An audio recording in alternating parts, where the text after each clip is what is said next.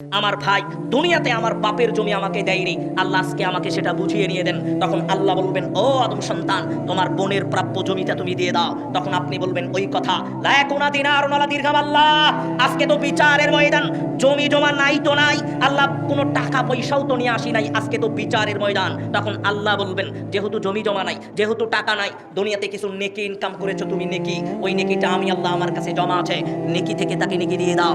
আপনার নেকি থেকে নেকি দিয়ে দেওয়া হবে, ওই নেকি নিয়ে বোন চলে যাবে। আবার পাওনাদার আসবে, এসে বলবে, আল্লাহ ওজনে কম দিয়েছিল, মিথ্যা কথা বলে ব্যবসা করেছিল, আমার সাথে প্রতারণা করেছিল। ও মালিক, ও মুসলমান, একটা সরিষার দানাও যদি কেউ কম দিয়ে থাকে, 100 মণ ওজন করতে গিয়ে একটা ধানের দানা কম গিয়েছিল, ওটাও বিচারের ময়দানে আল্লাহ আপনার নিকট থেকে যেটা আপনি ইচ্ছাকৃত কম দিয়েছিলেন প্রতারণা করে, ওটাও বিচারের ময়দানে প্রাপ্য অধিকার স্বরূপ বুঝিয়ে দিতে হবে।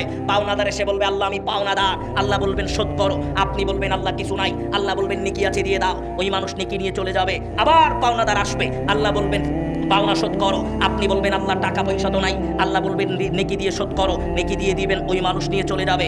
আবার পাওনাদার আসবে, আল্লাহ বলবেন শোধ করো।